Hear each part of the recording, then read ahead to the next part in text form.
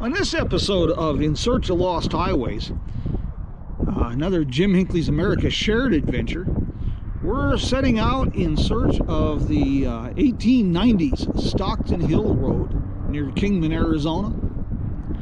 So, with that said, let's get this show on the road.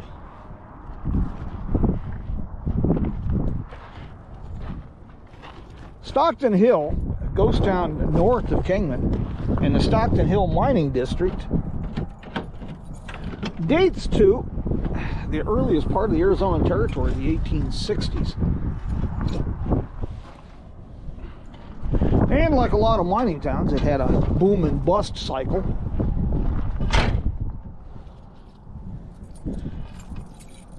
But during that period, quite a few mining camps were established in the Cerbat Mountains area.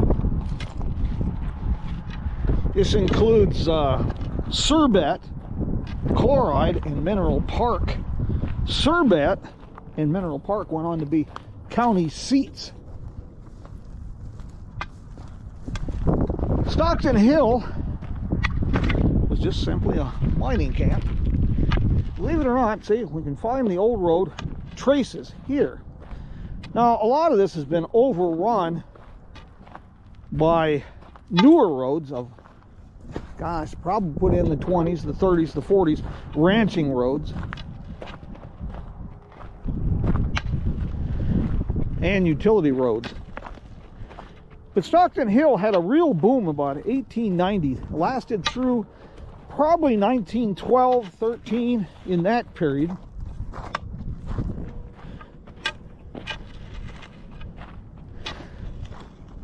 Getting the ore initially in the 1860s period, 1870s, it was relatively difficult to get ore from the stamp mill at Stockton Hill to the Colorado River was the primary.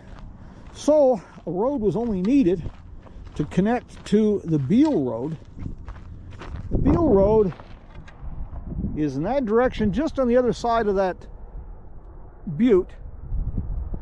And then from the Beale Road, you could connect to the Mojave Prescott or Hardyville Road that we mentioned in episode 1 of In Search of Lost Highways. And then it was down to the Colorado River. Well, by 1881, 1882, we had the Atlantic and Pacific Railroad had run line across northern Arizona, and the town of Kingman was established. Started out as a construction camp on the Atlantic and Pacific Railroad. So when the boom came along in Stockton Hill about 1890, it was time for a new road. Getting it to the railhead instead of to the Colorado River became the job. Now the Stockton Hill Road has had a lot of different names. They called it the Johnson Ranch Road, but it generally was called Stockton Hill Road. Now, for those familiar with Kingman, Stockton Hill Road is one of the main thoroughfares in Kingman. Part of that modern Stockton Hill Road is this road, but it's also the 1913 road when this was abandoned and the road was realigned up through Slaughterhouse Canyon and then down through the Wallapai Valley.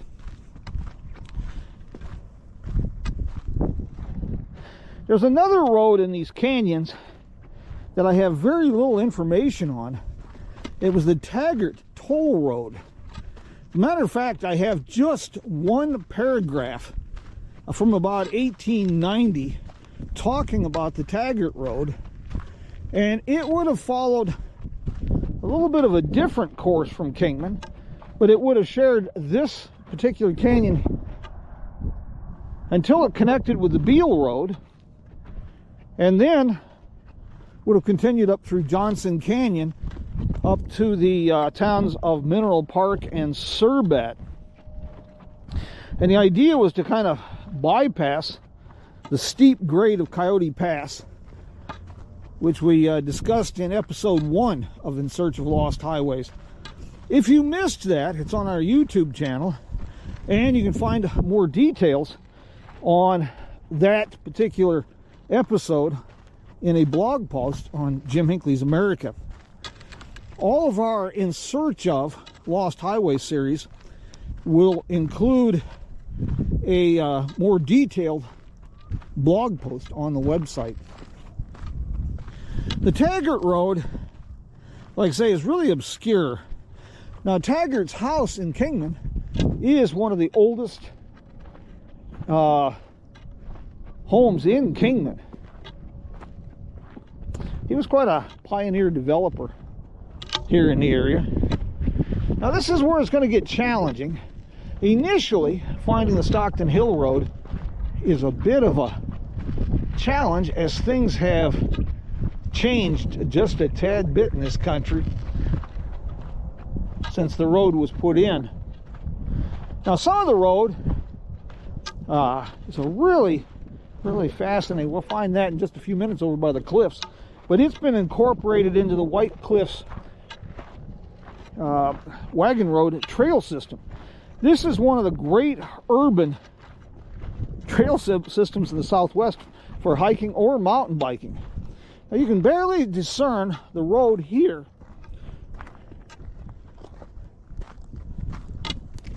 Like I say, this was built somewhere around 1890. And it connected the fabulously rich mining camp and the mines of Stockton Hill. One of the mines in that area was the COD mine, which operated well up into the 20th century. And most of the mines in the Stockton Hill area had on again, off again after the boom that ended about 1912, 1913. You can get a better view of the road here. Now, in our previous video up in Coyote Pass, we pointed out the tower, which is a Radar Hill military installation put in after the war, after the Kingman Army Airfield was decommissioned.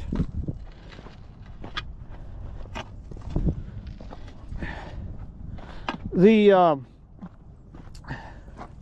Stockton Hill area is best known for people who have a fascination with Western history, especially stories of lost treasure. Just to the north of the town of Stockton Hill, another wagon road was built over the top of the Cerbat Mountains that connected with Stockton Hill and then went over the top to the towns of Mineral Park and Cerbat.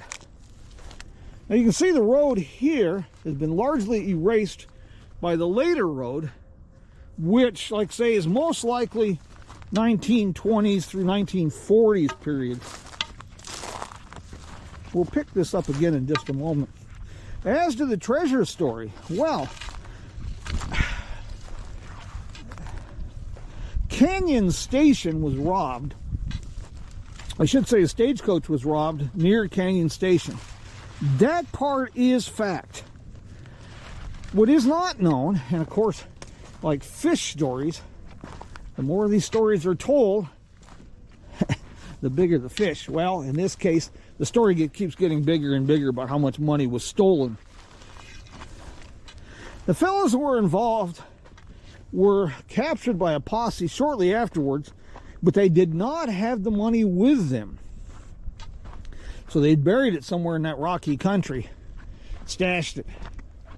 To interrupt my treasure story, but here again, we're back on the Stockton Hill Road. And as you can see, you know, over 100 years of erosion and time, it really becomes difficult to find some of these lost highways. Meanwhile, the treasure story. The two fellows apparently ended up in the Yuma Territorial Prison, and from there the story gets real vague. One died in prison, one got out and recovered the money. They both died in prison. The money was never found. Fill in the blanks. The only thing we know for sure is the money was stolen.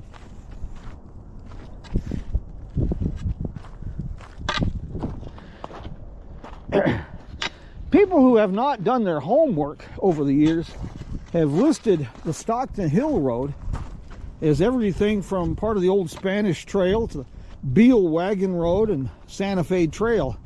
And, well, that's just not the case. Interestingly enough, like say this is tied into one of the main thoroughfares in Kingman. It had a kind of a short lifespan, somewhere from about 1890 to about 1912, when the road was cut through Slaughterhouse Canyon. And a section of the road along South Front Street, now Topeka Street, and up through Slaughterhouse Canyon, that became the National Old Trails Road in 1913 and till 1921. And there was a junction just at the head of Slaughterhouse Canyon with Stockton Hill Road, the old Stockton Hill Road, continuing north along the foothills of the Cerbat Mountains. And National Old Trails Road following the railroad east across the Wallapai Valley. The Glancy family, involved with a lot of construction here in Kingman in the 30s, 40s, and early 50s, they bought much of this property after World War II. They later donated it to the city for development of a park. And it was a good idea, but it was a little premature. The Job Corps built a trail system and observation points on top of the bluffs. And, well, it was a good idea at the time. It was just a little too early. It was vandalized and then abandoned. And, well, this seems to be doing quite well right now. A lot of interest. The urban trail system that I mentioned earlier, that's being developed by the Colorado River Trail Alliance in partnership with the city of Kingman, the BLM, other entities, and it's maintained by the Alliance as well as volunteers and civic organizations such as Kingman Main Street. Now the holes in the rock, good question. The best guess is it was used for braking on this grade. Now the ruts were in the rock. This is the stone is TUFA, and it's a real soft, compressed volcanic ash. And as a result, the ruts wore pretty deep in the rock. And here we can see how much erosion over the years. But if you look carefully, you can still see remnants of the highway here. Shouldn't call it a highway, I suppose. For its time, it was, but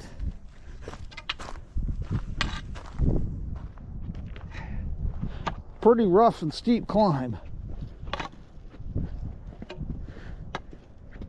Made for quite an improvement from what happened before, having to take things all the way down to the Colorado River for transport. This trail system, eventually, the urban trail system, there are some discussions about linking it with the Cerbat Foothills Recreation Area. To give you an idea where we were at on episode 1, we were about, as the crow flies, about 5 miles in that direction, which is somewhat to the north. When we post the blogs about this series, these episodes on the website, we'll have information that includes maps, directions, so you can find these locations. Now the road continued.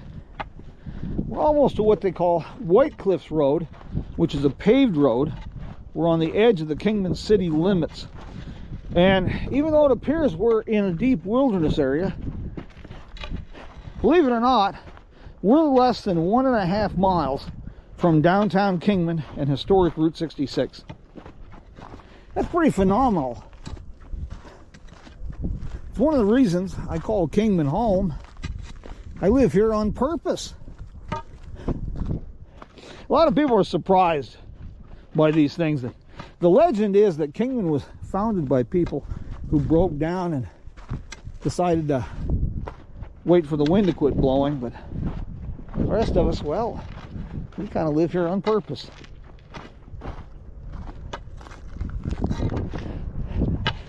Now the road continued down this canyon a piece. I'll show you the last segment. It's a very nice park here that they've created. And the other thing Kingman Main Street I was really privileged to work with them on, is development of narrated historic district walking tour with QR codes that provide audio narration, additional photos, things of that nature. And it was designed to be a physical tour as well as a virtual tour.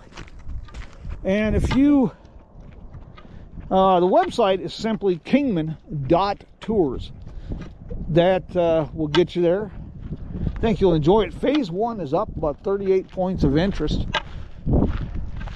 If you find yourself in Kingman, that's a nice little way to stretch your legs and fill the head with a bit of trivia. My pa always said, better to fill the head with useless knowledge than no knowledge at all. I'd sure like to give a shout out here to a couple folks that helped make this possible. First of all, supporters of our crowdfunding initiative on Patreon. Thank you very much. And of course, David Brenner down at the Roadrunner Lodge in Tucumcari, and Connie Eccles, Wagon Wheel Motel in Cuba, Stephen Disbrow with UK-based Route Trip USA, the bespoke road trip specialist for adventures in the United States and Canada.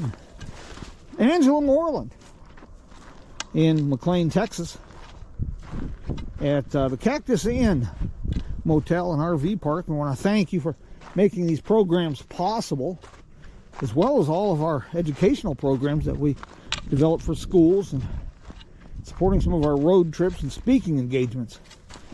Find more information about these kind of things and our supporters on our website, JimHinckley'sAmerica.com. Well, folks, I want to thank you for joining me this morning. I hope you found this interesting, informative. We'll be doing more of these as well in the coming weeks. Your input, your ideas, your suggestions, all greatly appreciated.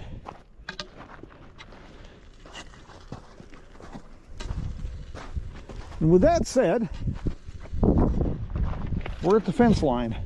This is as far as we're going on this particular adventure. My friends, take care. Vaya con Dios.